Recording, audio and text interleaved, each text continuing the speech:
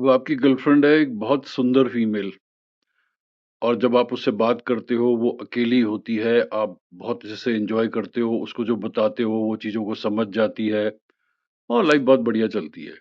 अब मान लो एक दिन सुबह आपने उसको बोला कि यार ऐसा है, कुछ भी आपने उसको बात कम्युनिकेट करी और आपने देखा शाम को तो वो पलट गई। आपको समझ नहीं आया कि सुबह इतने अच्छे से सब डिस्कशन हो गया था, शी हैड कमिटेड और अब ये पलट गई। हर सुंदर लड़की के साथ एक थोड़ा अनकंफर्टेबल सी लड़की होती है। या तो वो बहुत मोटी होती है या फिर बहुत वो सिकुड़ी सी होती है और या फिर वो बहुत टॉक्सिक होती है। तो ये ध्यान रखना बहुत जरूरी है कि तुम्हारी जो गर्लफ्रेंड है उसकी साथ में और कौन सी लड़की है जिसके वो इन्फ्लुएंस में रहती है। बिकॉज जो सुंदर लड़की होगी थोड़ा सा ज्यादा मतलब बुद्धि वाइज जो है जितनी ज्यादा ब्राइट नहीं होगी, कुछ ना कुछ अनकंफर्टेबल होगा उसके साथ में, तो वो अंडर इन्फ्लुएंस रहती है। और जो भी उसके साथ लड़की होगी उसका खुद का ना तो कोई रिलेशनशिप ढंग से चल रहा होगा, कुछ नहीं चल रहा होगा और वो उसको गाइड करती रहेगी। तो कई बार आपको लगेगा कि यार ये हो क्या रहा है?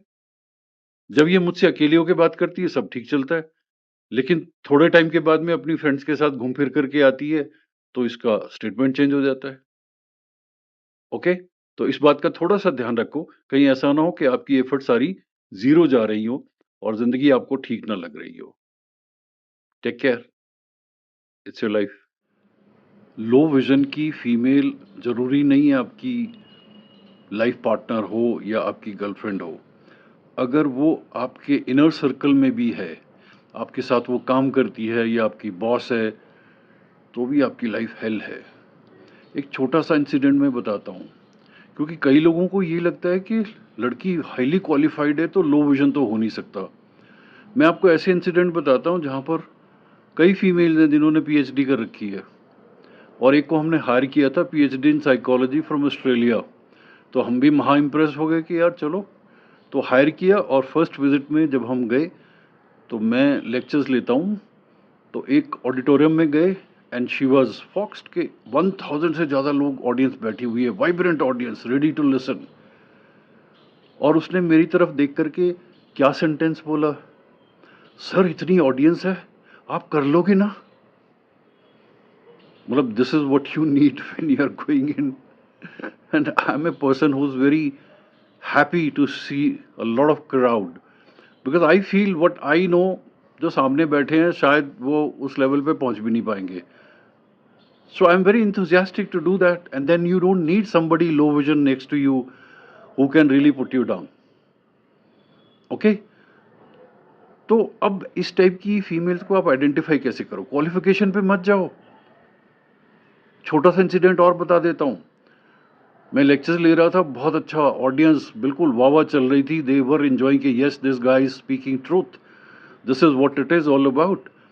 तो एक और पीएचडी थी, उसको लगा कि बहुत अच्छा ये सब चल रहा है sir, give me 10 minutes, I also want to address the audience. तो मुझे लगा यार पढ़ी लिखी है, हाई फाई है, चलो ठीक है, you take the stage for 10 minutes. 1 minute के बाद में लोगों ने हूटिंग शुरू कर दी थी और उसको स्टेज से भगा दिया था। सो डोंट गो के हाईली इंटेलिजेंट है क्योंकि क्वालिफाइड है। क्वालिफिकेशन और इंटेलिजेंस का ज़्यादा कोई नाता नहीं है। और अगर विजन लो है तो भैया प्रॉब्लम बहुत अनकंफर्टेबल है। अगर किसी ने पीएचडी भी कर रखी है और आपको लगता है कि ये बहुत हाई फाई होगी, तो उसके गाइड से और उसका जब वाइवा हुआ होगा उसमें जो मेंबर्स बैठे होंगे उनसे बात कर लेना, तुम्हें पता लग जाएगा कि वो कितनी डेप्थ में है।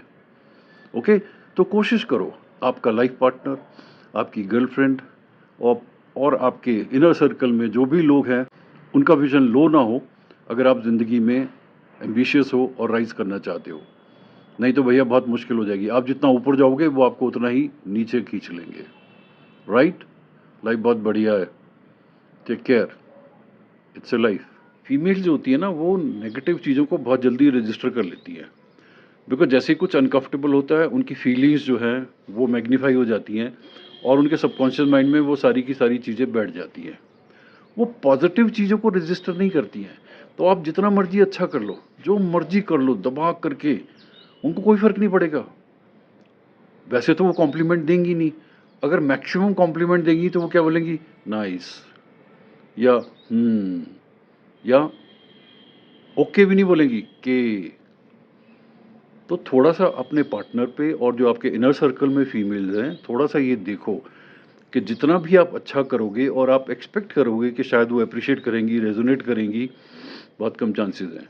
हाँ, आप कुछ नेगेटिव कर दो, एनीथिंग, थोड़ी-सी चीज़, गलती से अगर इंटेंशनली चाहे नहीं भी हुई हो, दे विल रजिस्टर एवरीथिंग और ये सब तब निकालेंगी जब आप उनको कन्फ्रंट करोगे। इसलिए अगर आपने किसी भी फीमेल को कन्फ्रंट करना शुरू कर दिया, तो अपने दिमाग में एक क्लैरिटी ले लेना कि वो रिलेशनशिप गया या कुछ और हो जाएगा। Because you can not make them realise that they are at fault.